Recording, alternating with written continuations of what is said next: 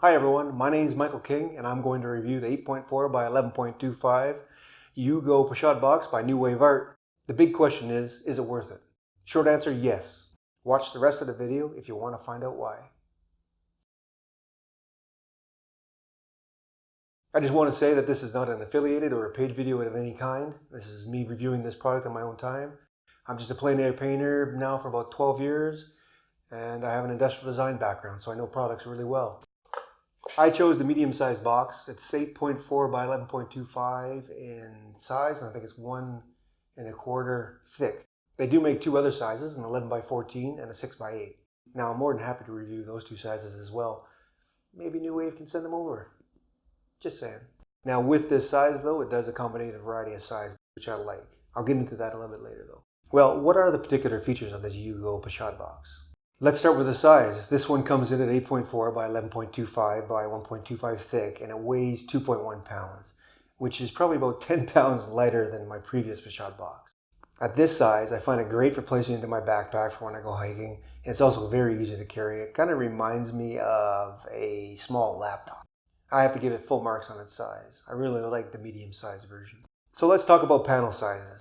The suggested vertical height on the New Wave website is 10 inches. So we're talking 5x7, 6x6, 8x8, 10x10, and 9x12 horizontally. It's a good all-around size, but keep in mind that you do have to have a wet panel carrier because these Pochade boxes don't have wet panel carriers integrated into them. So what do you do if you paint 9x12 all the time and you like to paint vertically? With the 10-inch restriction, you can physically put a 9x12 in here vertically.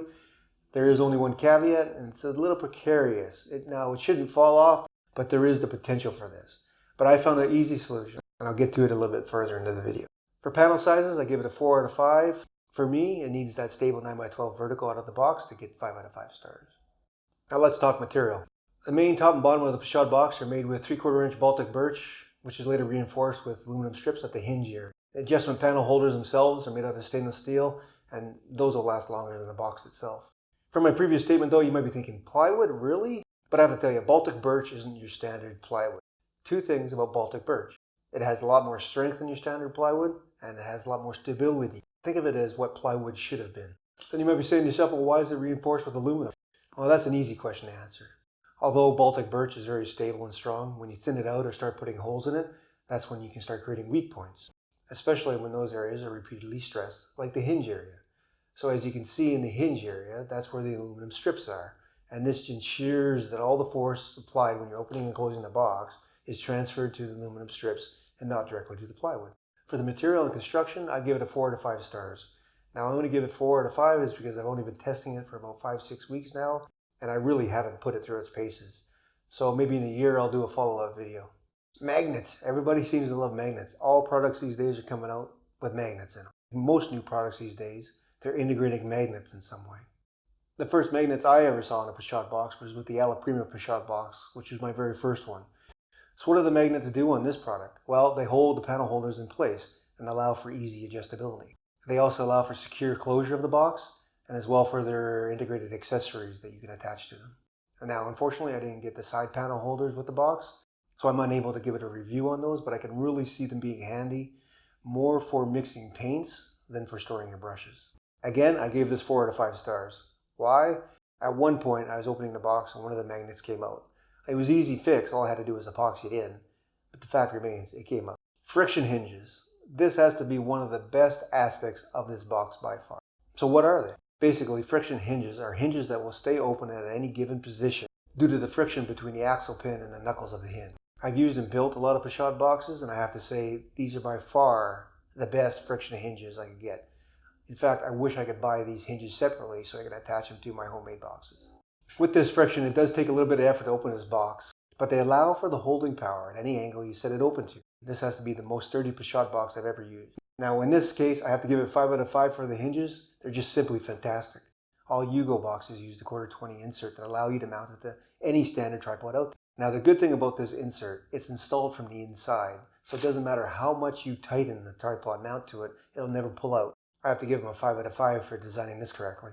The pallet surface. For this specific model, it measures 6 1/4 by 10 1/4 inches and is a removable plexiglass or polyethylene sheet. Now you can replace this sheet with either glass or wood if you prefer, and this can easily be done by removing the side area, which is attached by, you guessed it, magnets.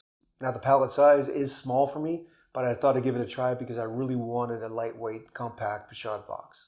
Now the first few outings I was concerned with the size, but you know what, once I got painting, it didn't really matter to me. I just had to clean it a couple extra times than usual. So I have to say, even though the pallet size is a little smaller than I use, it wasn't a deal breaker for me. Now I can see where these accessory panels on the side would come in handy, because I think I would use those for mixing paint as well. For pallet size, I give it a 4 out of 5 stars. It's a nice white smooth surface. You can replace it with whatever you want. The only downside is I think they could have utilized the internal space better for a slightly larger pallet. Now those were the major feature sets of this Pochade box. Let's get into the minor feature sets, and I'll try to just lump these all together. You can store your paints in this Pochade box when it's closed, and I think it's a must for a Pochade box. I wouldn't even consider a Pochade box if I couldn't store paints in it. So how do you store paints in this Pochade box? To store paints, you just have to be aware how the top of the box is designed. The central area of the lid is designed for the panel holding arms. This will limit the placement on your paint on the pallet to a C-type pattern on either side. Alternatively, you could try placing the daubs of paint into the small channel between the back of the box and the pallet, but this is something I haven't tried. As I mentioned, I prefer if they just made the pallet area a little larger.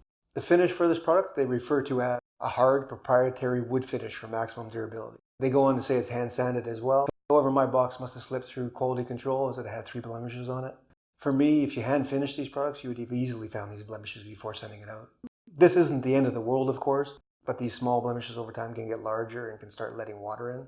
All you have to do is sand them out a little bit, apply some epoxy or Therethane and let it dry, and you should be good to go. Now to the best part. Let's find out what I don't like about this box and how you can fix it. So my very first outing with this box, I open it up, and what happens? One of the magnets pops out of the sockets. Now this wasn't a big deal. All you have to do is epoxy it back in. The point is though, it came out. It shouldn't have done that.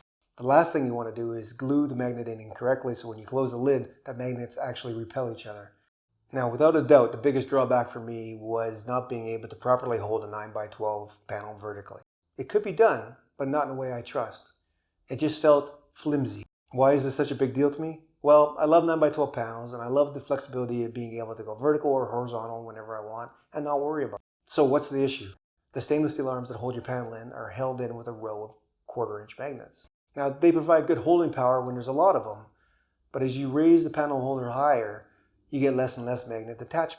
And so the steel was coming in contact with less and less magnets, and it was less and less secure. So my solution? I picked up 2 3/8 diameter neodymium magnets, drilled 2 holes with a Forstner bit, and installed the magnets near the top of the Pochade box. Now I have a lot more holding power on that small section of steel. It is easy to do, but of course you do need a drill, and I would suggest using a Forstner bit, which is a flat bottom bit, instead of your standard drill bit. Alright, now the big question, is it really worth your hard-earned cash? As of now, the medium-sized ugo Pochade box retails for $202 US.